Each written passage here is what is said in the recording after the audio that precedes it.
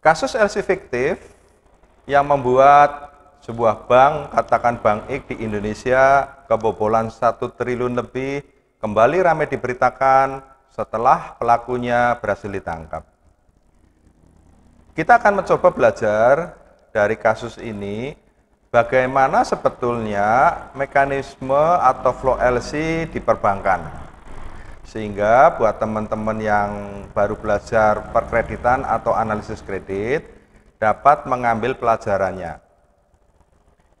Siapa tahu mungkin suatu ketika teman-teman menganalisis suatu pembiayaan ekspor impor sehingga teman-teman dapat lebih berhati-hati. Saya akan mencoba meringkaskan bagaimana kejadiannya yang saya ambil dari beberapa media yang meliput. Sekitar bulan ke-7, 17 tahun yang lalu,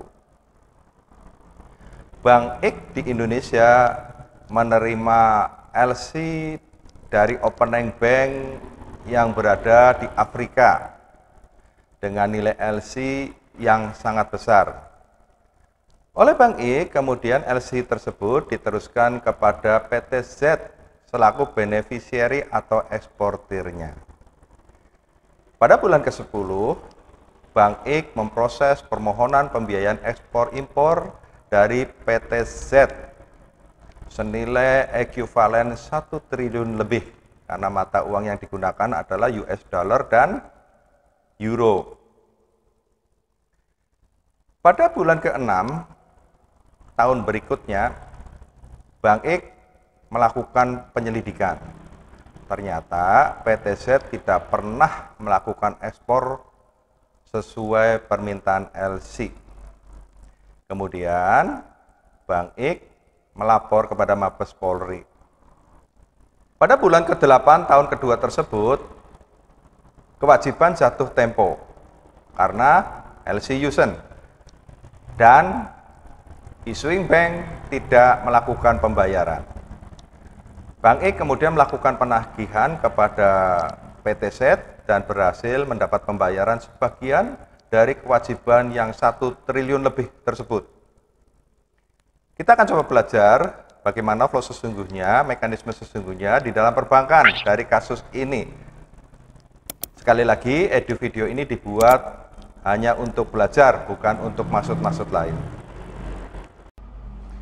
Untuk memahami mekanisme perdagangan internasional dengan belajar dari kasus LC fiktif Bank X, tentulah bukan sesuatu yang mudah buat teman-teman yang masih awam. Jadi saya akan mencoba menggunakan dengan bahasa yang semudah saya bisa, dan kita mulai dengan mengenal konsep dari perdagangan internasional itu sendiri. Perdagangan internasional atau yang dikenal sebagai ekspor impor sebetulnya tidak jauh berbeda dengan perdagangan lokal, yaitu proses interaksi antara penjual dan pembeli. Jika di dalam perdagangan lokal, penjual dan pembeli dapat bertemu langsung, di mana penjual menyerahkan barang dagangannya dan menerima pembayaran, sedangkan pembeli menyerahkan pembayaran dan menerima barang dagangannya. Di dalam perdagangan internasional, hal itu tidak mungkin, karena perdagangan internasional mempunyai sistem dan peraturan yang berbeda, antara lain faktor jarak. Misalnya penjual ada di Indonesia, pembeli ada di Jepang, sehingga butuh proses dan mekanisme tersendiri. Yang kedua, setiap negara bisa memiliki peraturan perdagangan yang berbeda. Karena itu butuh suatu peraturan sistem yang disepakati, yang dipahami bersama. Yang ketiga, ada perbedaan kepentingan antara penjual, yaitu eksportir, dan pembeli, importir. Eksportir menginginkan pembayaran segera setelah barang dikirim. Importir menginginkan segera mendapat barang setelah pembayaran dilakukan. Bahkan jika keduanya, yaitu eksportir dan importir, tidak saling mengenal, eksportir menginginkan dibayar dulu baru barang dikirim, sedangkan importir menginginkan barang dikirim dulu baru dibayar.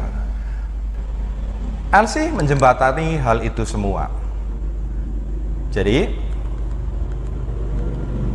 antara eksportir dan importir terjadi kesepakatan perdagangan mengenai jumlah barang, macam barang, harga, cara pembayaran, biaya-biaya yang harus ditanggung masing-masing pihak, dan lain-lain. Kesepakatan tersebut dituang di dalam sales kontrak.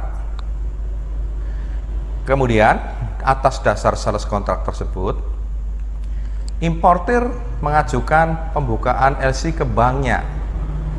Dalam hal ini, importir disebut applicant. Jadi, sales kontrak merupakan underlying di dalam penerbitan LC. Issuing bank atas permintaan nasabahnya akan membuka LC. Jadi, banknya importir dalam hal ini karena menerbitkan LC disebut sebagai issuing bank atau opening bank. Tentunya issuing bank ini menerbitkan LC setelah menganalisis nasabahnya, karena ini adalah bagaimanapun juga merupakan fasilitas kredit. Kenapa? Karena issuing bank akan mengambil alih tanggung jawab membayar dari importir sepanjang semua syarat-syarat di dalam LC dipenuhi oleh eksportir. LC tadi akan diteruskan ke bank yang memiliki hubungan koresponden dengan issuing bank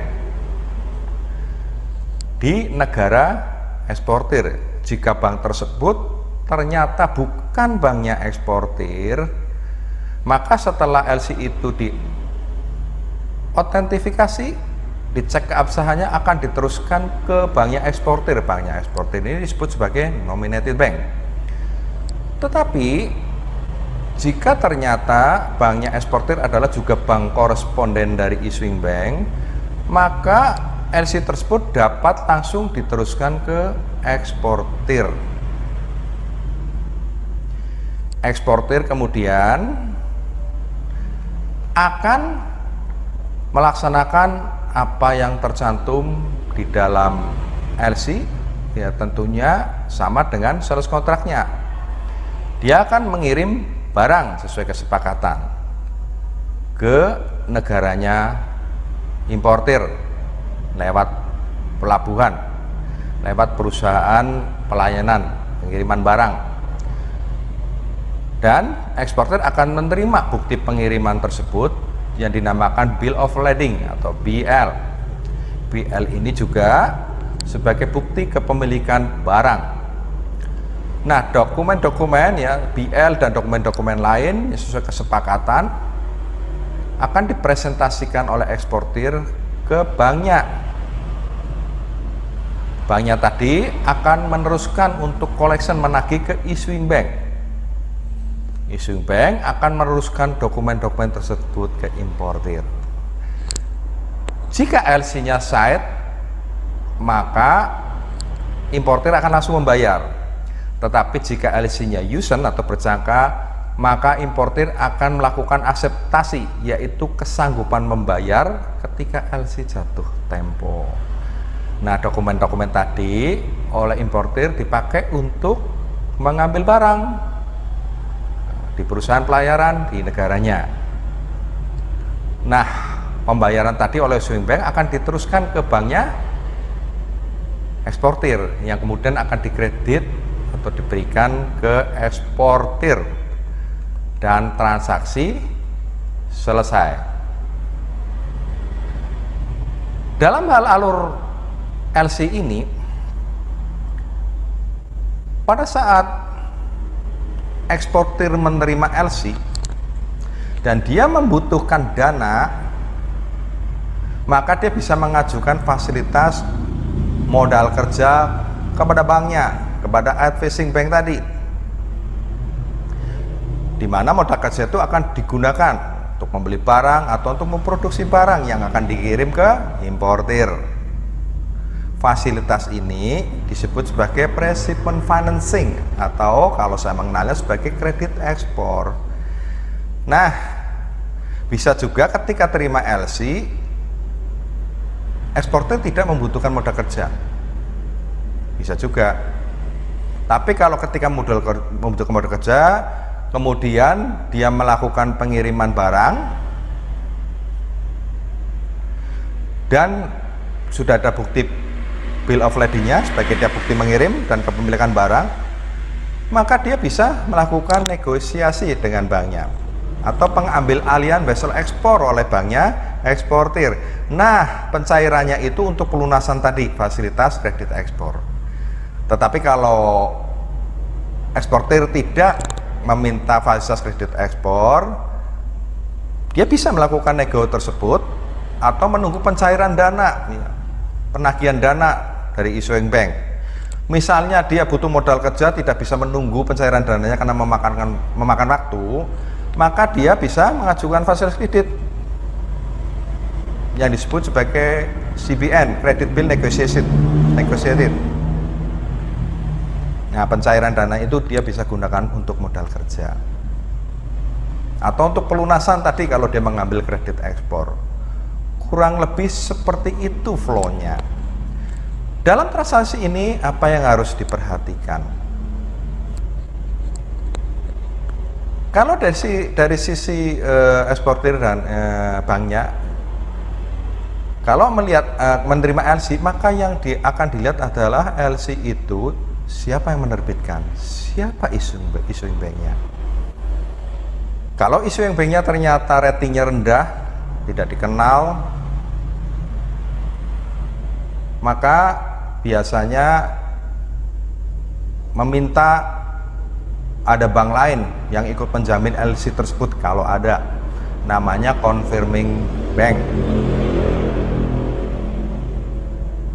Atau kalau negara di mana issuing bank berada itu country risk-nya tinggi, juga menjadi bahan pertimbangan untuk LC tersebut, karena meskipun dipenuhi apa yang tercantum di dalam LC, bisa saja issuing bank nggak membayar ya, karena country risk tinggi, mungkin keadaan tidak memungkinkan, banknya negaranya mungkin sedang ada perang,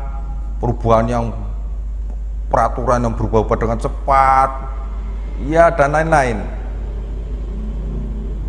Apalagi jika issuing banknya ratingnya rendah, bisa terjadi atau tidak dikenal banyak, bisa saja tidak dibayar. Karena itu penting melihat siapa yang menerbitkan LC-nya. Kalau issuing bank, kalau advising bank atau banknya eksportir melihat issuing bank adalah bank yang besar dan ada hubungan koresponden, ya tentunya sepanjang apa yang harus dipenuhi di dalam LC itu dipenuhi semua, ya tentunya akan dibayar, karena issuing bank mengambil alih tanggung jawab membayar dari importir. Jadi yang benar-benar sekali lagi perlu dilihat adalah issuing bank. Kira-kira begitu mekanismenya, dan kita akan belajar apa yang terjadi pada mekanisme LC fiktif Bank X. Baik, kita akan mempelajari mekanisme LC fiktif yang terjadi pada Bank X. Apakah sesuai dengan mekanisme LC yang baru saja kita pelajari? Diberitakan Bank X menerima LC dari Bank Y yang berada di Afrika. Kemudian Bank X mengadvis atau meneruskan LC tersebut kepada PT Z selaku beneficiary. Padahal Bank X ini ternyata bukan bank koresponden dari Bank Y. Artinya Bank X tidak dapat melakukan autentifikasi atau keabsahan dari LC tersebut.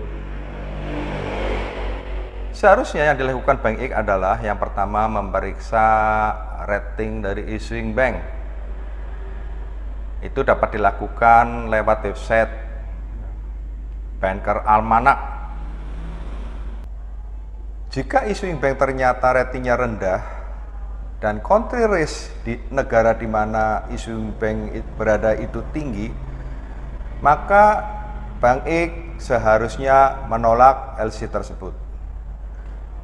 Tetapi Jika rating issuing bank ternyata bagus dan country risk-nya rendah, maka Bank X dapat meminta agar LC tersebut diautentifikasi terlebih dulu oleh bank yang memiliki hubungan koresponden dengan issuing bank. Bahkan jika perlu minta mengkonfirm sekaligus LC tersebut, yaitu ikut menjamin LC tersebut. Tapi itu semua tidak dilakukan. Langsung diadvis ke PTZ, bahkan PTZ kemudian mengajukan pinjaman.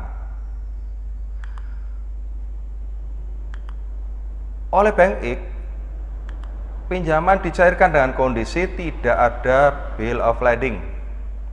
Padahal bill of lading seperti kita ketahui itu adalah bukti bahwa barang telah diekspor, barang telah dikapalkan.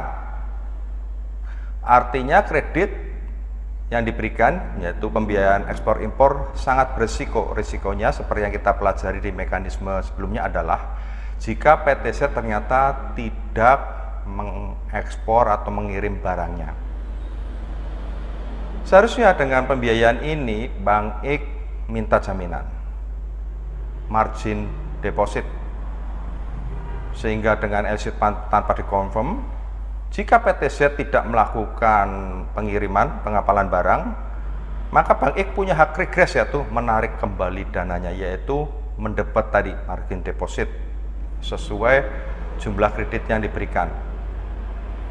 Kemudian ketika kredit dicairkan juga tidak ada akseptasi dari importernya lewat issuing bank. Akseptasi adalah kesanggupan membayar dari issuing bank karena LC-nya Yusen. Itu pun tidak ada.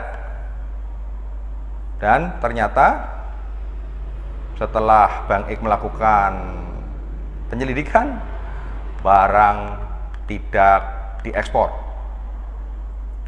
Ketika LC Yusen jatuh tempo, Bank Y, issuing bank juga tidak melakukan pembayaran. Semuanya karena dalam ketidakjelasan. Dan seperti kita pelajari, Bank Y, kalaupun itu bank dengan rating yang baik, kalaupun itu merupakan bank koresponden dari Bank X, Bank Y akan membayar kalau semua syarat atau dokumen yang diminta di dalam LC dipenuhi. Ini bill of lading saja tidak ada, tentu saja tidak membayar. Bahkan issuing bank ini kan tidak dilakukan checking. Kalau dilakukan checking ternyata tidak ada, kita juga bisa menduga-duga issuing bank ini juga fiktif. Dan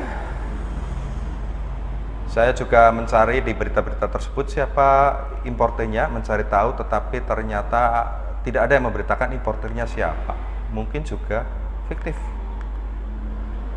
Dan diberitakan juga tidak ada underlying untuk penerbitan LC tersebut. Ya iya, nggak ada. Jadi semuanya diduga, direkayasa semua. Semuanya fiktif. Apa kesimpulan dari ini semua yang dapat kita pelajari? Yang pertama, issuing bank tidak ada hubungan koresponden dengan Bank X. LC tidak terverifikasi keabsahannya karena Bank X bukan bank koresponden dari Bank Y. Kalaupun LC tersebut dinyatakan otentik kemudian diteruskan, kemungkinan otentifikasi dilakukan oleh oknum-oknum yang ada di Bank X. Issuing bank kemungkinan tidak dilakukan checking. Bahkan jika tidak ada di banker almanak seperti yang saya jelaskan tadi, dapat diduga issuing bank ini juga fiktif. Tidak ada jaminan atau margin deposit atas pemberian fasilitas ekspor impor yang diberikan, padahal jumlahnya besar. Tidak ada bill of lading pada saat kredit dicairkan, informasinya hanya ada pemberitahuan ekspor barang, itu pun yang membuat PTZ. Bahkan terakhir diberitakan, ada yang memberitakan, diindikasikan fiktif juga. Tidak ada akseptasi, seperti kita ketahui kalau LC Yusen seharusnya, apalagi jumlah besar, ada akseptasi dari importer, yaitu kesanggupan membayar ketika LC Yusen jatuh tempo. Padahal ini jumlah kreditnya besar. Issuing bank tidak membayar saat LC Houston jatuh tempo, clear. Tidak ada bukti underlying penerbitan LC dan importir juga tidak diketahui siapa. LC pada akhirnya disimpulkan fiktif dan informasinya ada oknum-oknum dalam bank X sehingga kredit 1 triliun lebih diberikan kepada PTZ. Jumlah ini saat itu besar sekali dengan kurs saat itu besar. Besar dalam artian bukan dari nominal saja 1 triliun lebih, tetapi informasinya jumlah tersebut juga melanggar batas maksimum pemberian kredit dari Bank X. Ini semua bisa berjalan karena adanya oknum-oknum yang melakukan rekayasa di internal Bank X. Itu saja yang dapat kita pelajari, semoga bermanfaat. Terima kasih.